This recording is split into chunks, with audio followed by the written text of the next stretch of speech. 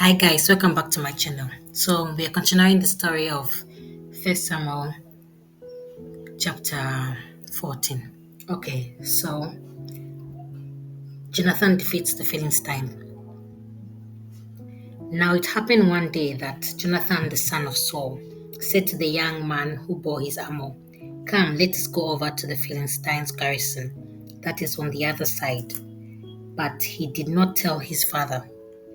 And Saul was sitting in the outskirts of Jiba under a pomegranate tree which is in Migron.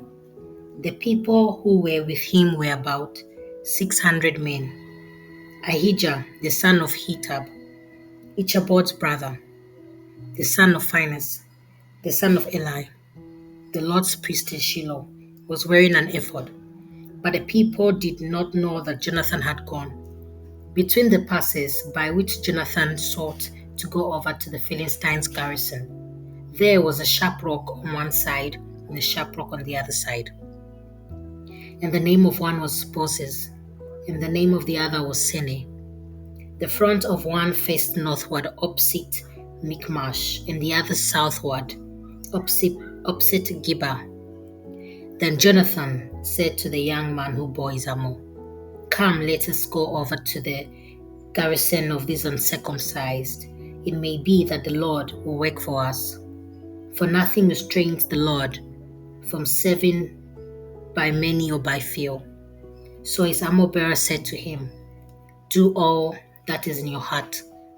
Go there, here I am with you, according to your heart." Then Jonathan said, "Very well, let us cross over to these men, and we will show ourselves to them. If they say thus to us, 'Wait until we come to you,' then we will stand still in our place and not go up to them.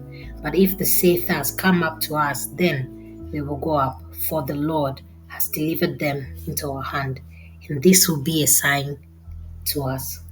So both of them showed themselves to the garrison of the Philistine, and the Philistine said, "Look, the Hebrews are coming out of the holes where they have hidden." Then the men of the garrison called to Jonathan and his armor bearer and said, "Come up to us, and we'll show you something." Jonathan said to his armor bearer, "Come up after me, for the Lord has delivered them into the hand of Israel." And Jonathan climbed up on his hands and knees with his armor bearer after him, and they fell before Jonathan. And as he came after him, his armor bearer killed them. That first slaughter with Jonathan and his armor bearer made was about 20 men within about half an acre of land. And there was trembling in the camp and in the field and among all the people. The garrison and the raiders also trembled, and the earth quaked, so that it was a very great trembling. Now the watchmen of Saul in Gibeah of Benjamin looked, and there was the multitude melting away, and they went here and there. Then Saul said to the people who were with him, "Now call the roll and see who has gone from us." And when they had called the roll, surprisingly, Jonathan and his armor bearer were not there. And Saul said to Ahijah, "Bring the ark of God here," for at that time the ark of God was with the children of Israel. Now it happened when Saul talked to the priest that the noise which was in the camp of the Philistine continued to increase. So Saul said to the priest, "Withdraw your hand."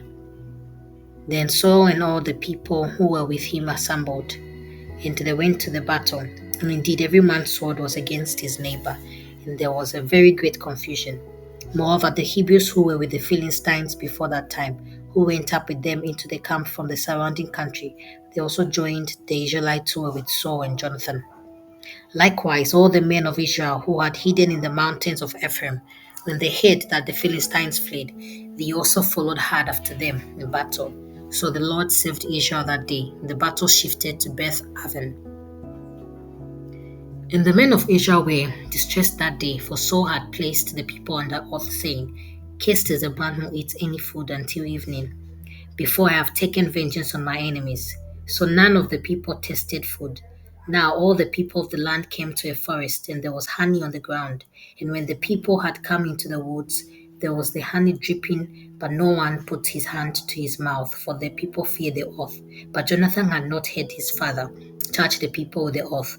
Therefore he stretched out the end of the rod that was in his hand and dipped it in a honeycomb and put his hand to his mouth, and his countenance brightened. Then one of the people said, Your father strictly charged the people with an oath, saying, Cursed is the man who eats fruit this day. The people were faint. But Jonathan said, My father has troubled the land. Look now, how my countenance has brightened because I tasted a little of this honey. How much better if the people had eaten freely today of the spoil of their enemies, which they found. For now would there not have been a much greater slaughter among the Philistines? Now they had driven back the Philistines that day from Michmash to Aijalon. So the people were very faint. The people rushed on the spoil and took sheep, oxen, calves, slaughtered them on the ground, and the people ate them with the blood. Then they told Saul, saying, Look, the people are sinning against the Lord by eating with the blood. So he said, You have dealt treacherously. Roll a large stone to me this day.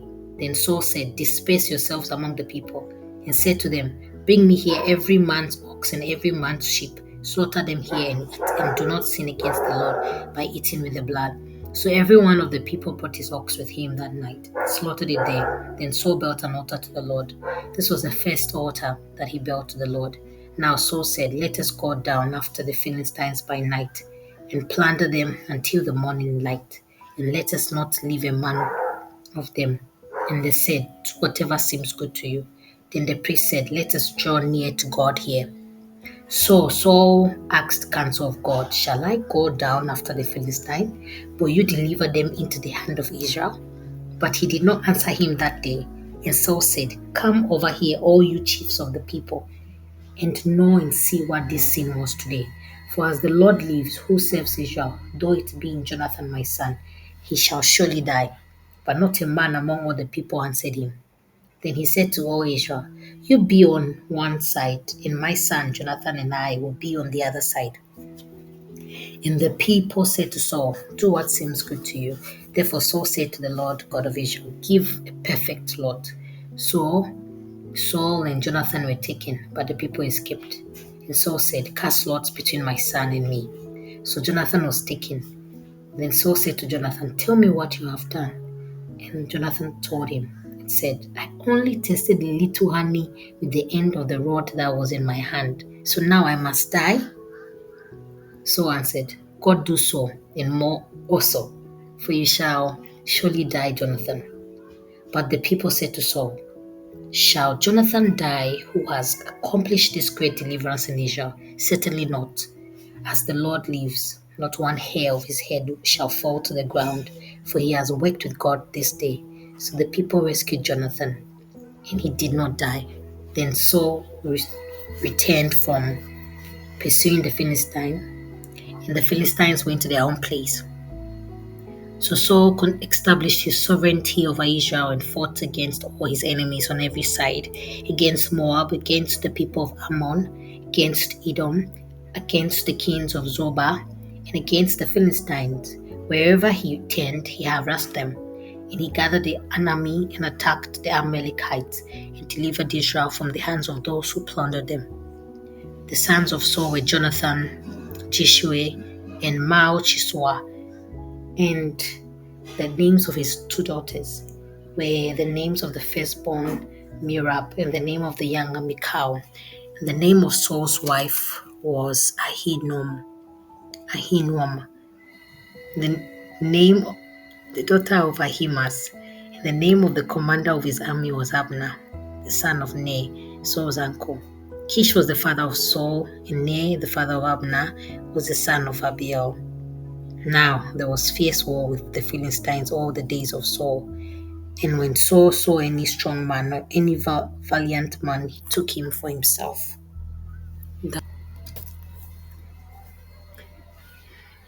So Jonathan has boldness and confidence in God.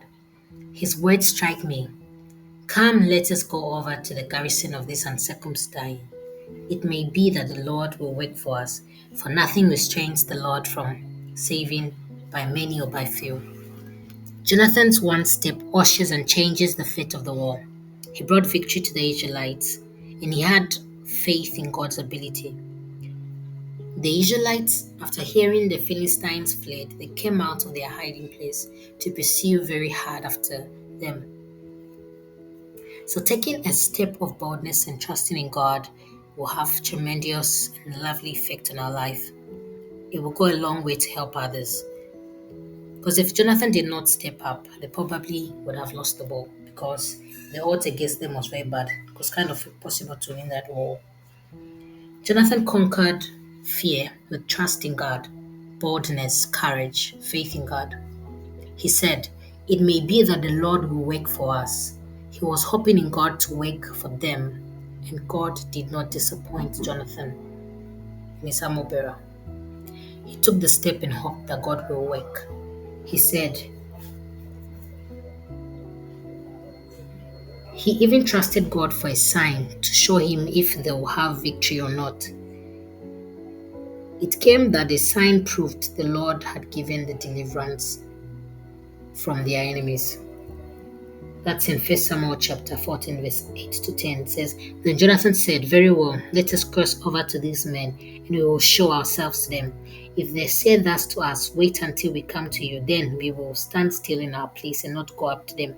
But if they say thus, come up to us, then we will go up, for the Lord has delivered them into our hand, and this will be a sign.'"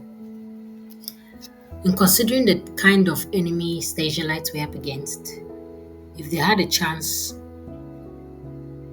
to rest and eat and prepare for battle, that will help them tremendously. So it seems like Saul created an oath that was banning the people from eating because he wants them to win victory. So in fighting a battle, it is important that the soldiers eat and have strength to fight when the enemy strikes again. But Saul's oath of banning the Israelites from eating until victory is one can be considered not the best move. Israel knew, no, Jonathan knew.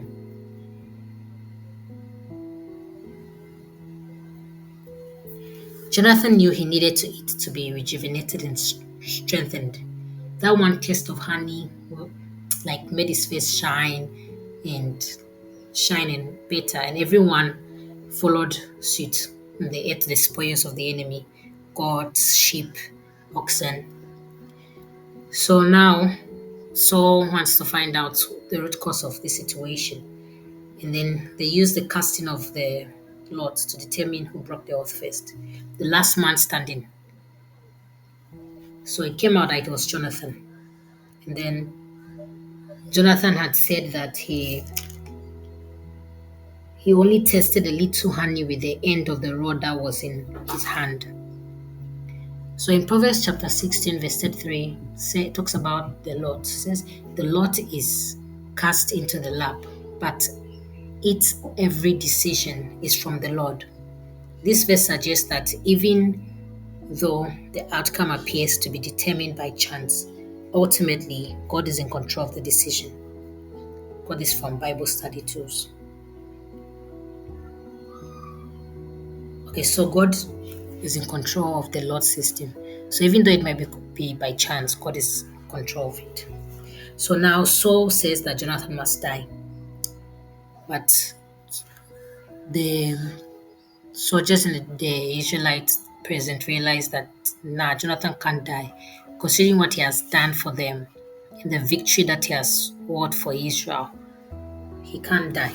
So the Israelites spoke up against Saul and said, "Jonathan can't die because look at what he's done for Israel," and he brought them victory.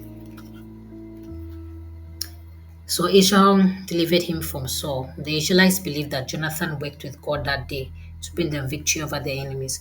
So they rescued him and he did not die. And Saul continued to fight wars. He fought against their enemies and he harassed them on every side. And then it says that I read from Enduring Word. It says from that verse in the verse that talks about, "For nothing restrains the Lord from saving by many or by few." So from Enduring Word, it says, "Unbelief can restrain God, and God may choose not to act until we partner with Him in trust, and by many or by few. The number didn't matter because the odds were against them, but God is able to make a way. Jonathan believed in God's ability. So Romans 8:31 says, if God be for us, who can be against us? Then he also talked about, in the ending of the chapter, spoke about, say, Saul's family, or his kinship, or his lineage. It says, Saul's sons were Jonathan, Jishui, Malchiswa. Two daughters were Merab and Michal, and Saul's wife was Ahinoam, the daughter of Ahimaaz.